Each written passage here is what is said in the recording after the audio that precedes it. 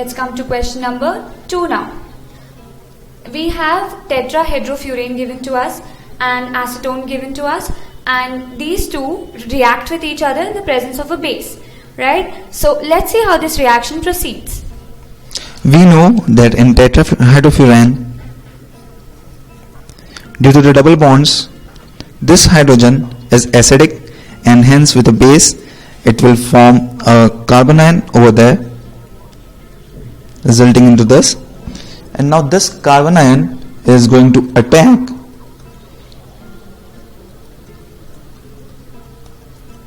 to the del plus charge which is present at acetone, at the carbonyl carbon of the acetone, and hence it is going to form a compound like this with CH3, CH3, O minus, and ultimately with water it forms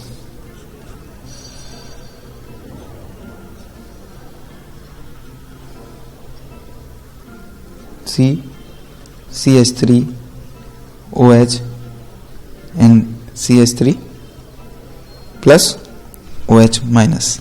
The basic aim of taking this question is to let you know that whenever it's not necessary that always we will search for Aldol, Claisen or Perkin or any kind of that reaction. If you get any compound which has acidic hydrogen and you have a very strong base and strong concentration of it, and if you have an aldehyde ketone or something like that, so there is always a chance it will follow a aldol kind of mechanism, and this is how you should approach it.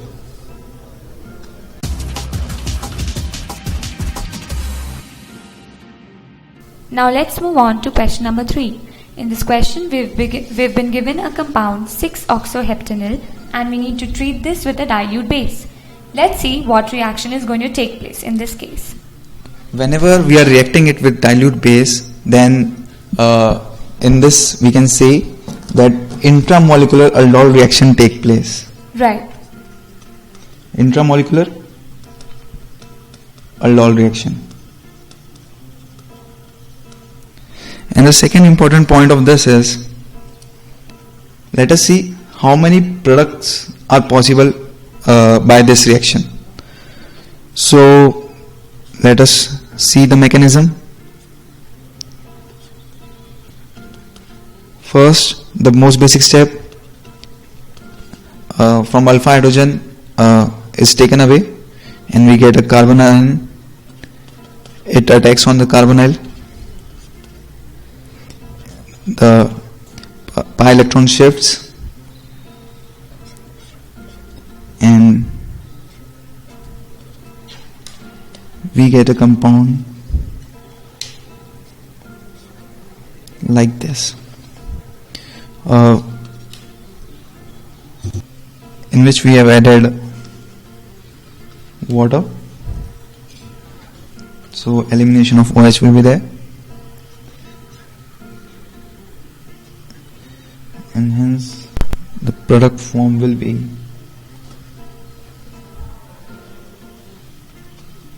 OH.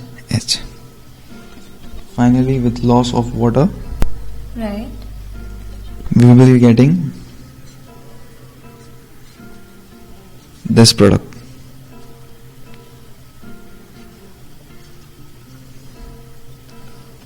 which is alpha, this is beta. We will see later whether it's a minor or major product, or let us first of all see is any other product is possible or not. Okay. Secondly, in this reaction,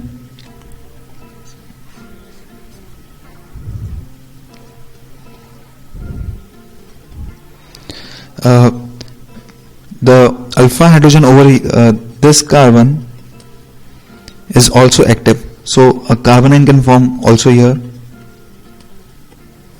Now this carbanion attacks over here, and again the pi electrons move same.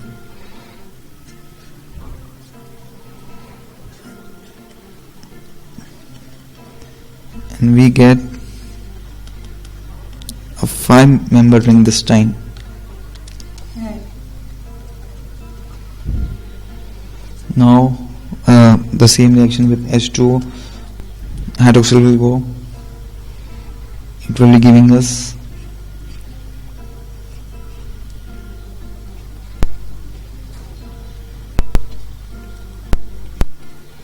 this compound, which on dehydration gives me this compound, that is alpha beta. Right. Now let us see if any other is also possible. Again in mind ways, H2 will be lost. This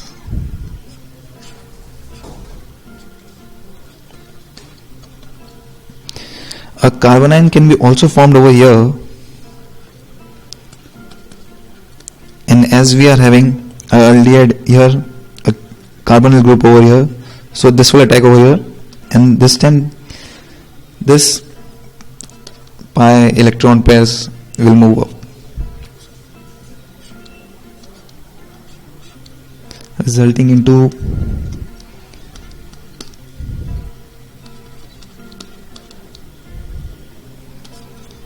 which on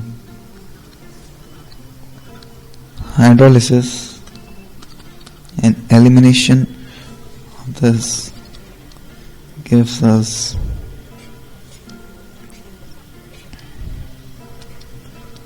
OH, CH3, OH, finally which on dehydration gives us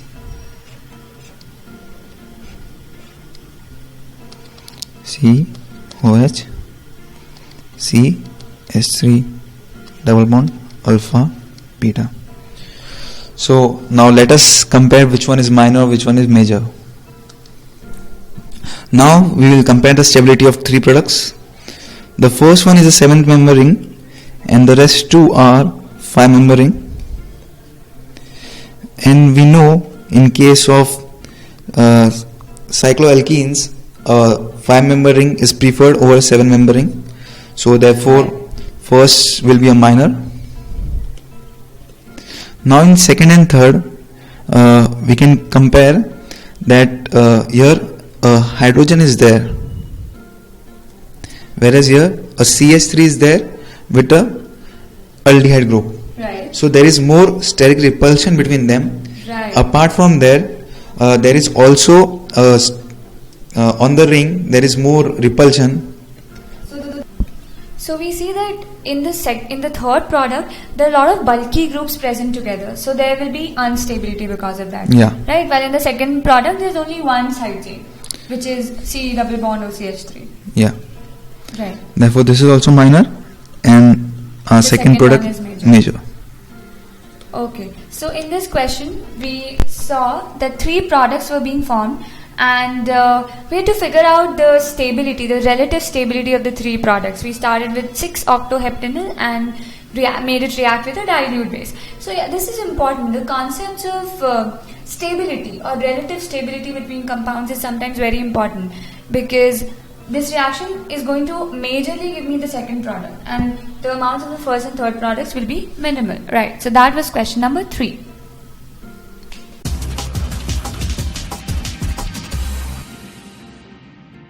So now let us start with question number 4 and see how to proceed with it.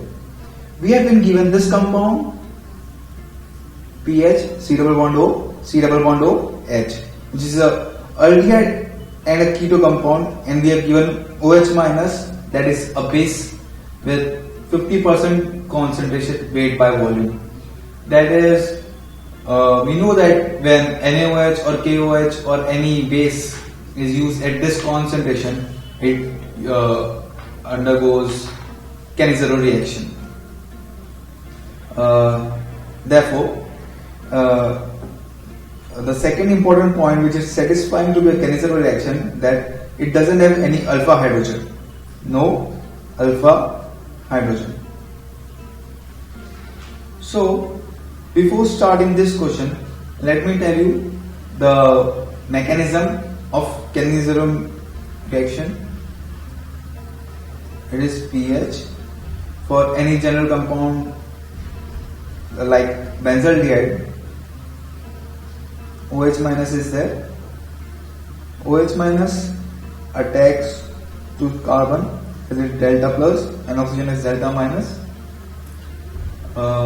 and it forms PHCO minus OH H. Now the second step is this pH CO minus HOH reacts with another benzaldehyde, and this hydride attacks over here and this shifts over here, and this step is RDS, that is rate determining step, as it is the slowest step because here attack of hydride is taking place, which requires a lot of energy. Therefore, we are taking 50% weight by volume concentration of NaOH or any other base. So it will form carboxylic acid,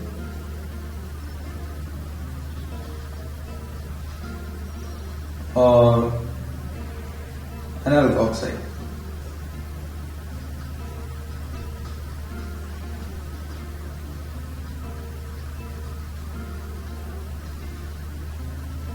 Now, the final step is, as we know, carboxylic acid is more acidic than alkoxide. Therefore, this H plus will go over here and it will become a carboxylate ion.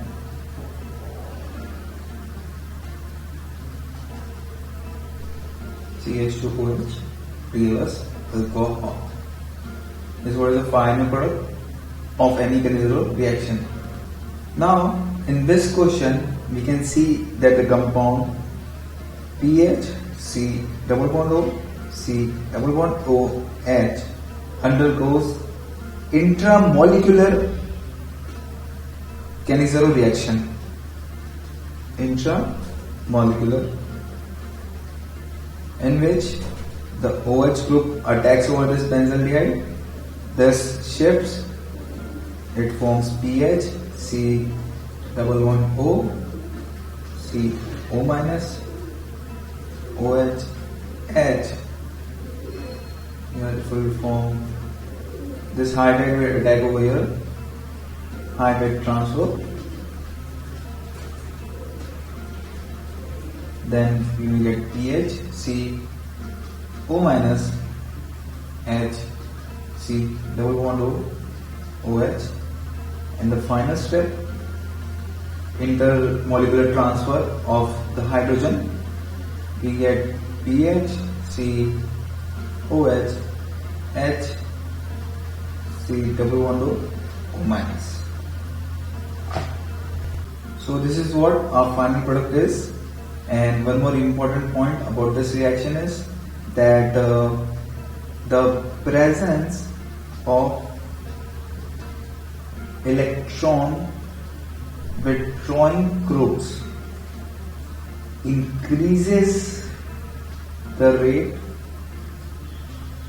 of Cannizzaro reaction, and electron donating groups or releasing groups decreases the rate of reaction.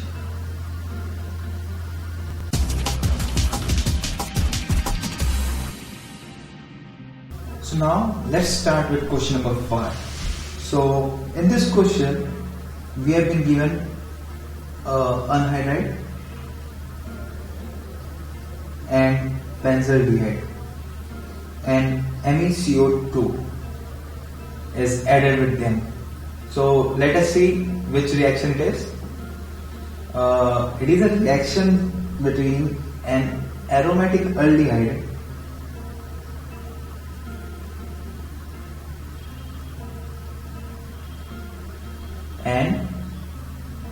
alcoholic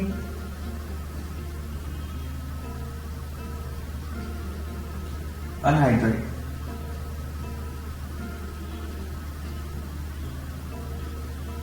in presence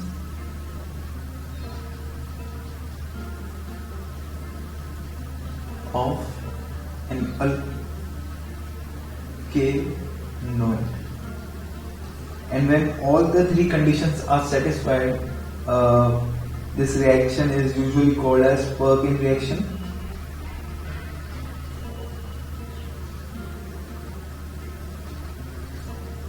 And let us see what this reaction is. First of all, in the anhydride, we know that the alpha hydrogen of anhydride are acidic. Therefore, this MeCO2 minus will take away this hydrogen with it, and this bond will break, and the electrons shared by this will transfer to this carbon, and hence it will form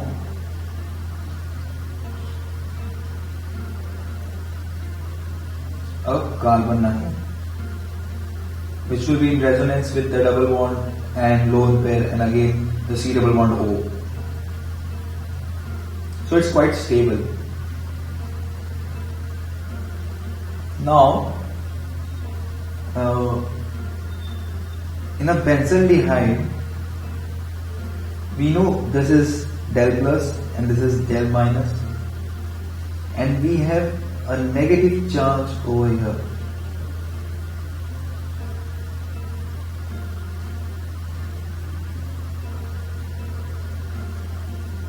So this negative will attack here, and this pi electrons will move towards the oxygen, and this is a slow step.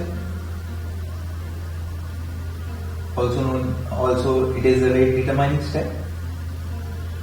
It will form pH O minus. A CH2 group will come over here, then C, then double bond O, then we have oxygen, and again we have C connected with double bond O, and finally CH3. CH3 double bond O, and this is O minus. Now this will donate, O minus will donate its electron to carbon, and this pi electrons will move up. So it will be forming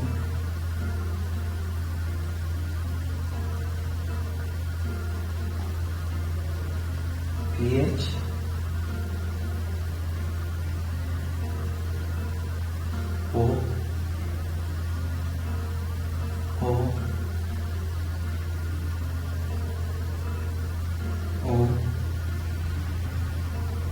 O minus, and a CH3 over here.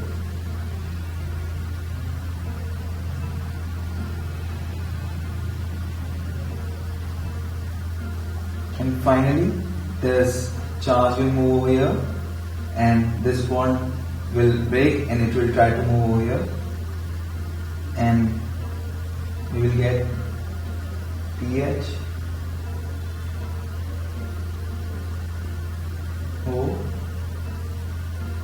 O minus, O over here, C double bond O,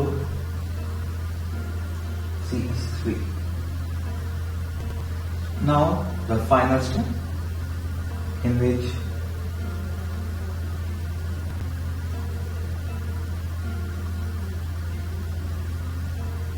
pH O, C double bond O,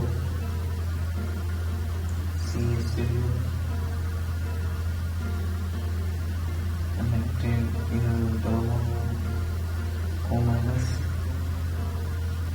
here a hydrogen is there. So now again the MeCO2 minus, as this hydrogen is also acidic, it will take this hydrogen also, and therefore this electrons will come over here and this will break and get electrons over here, resulting into pH.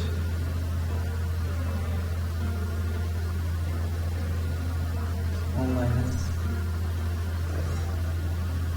and finally with H3O plus we get pH,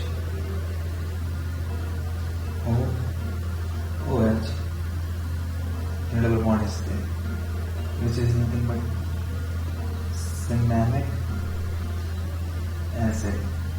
So basically this reaction is also similar as Aldol condensation reaction. The only difference is here we get a carboxylic in N,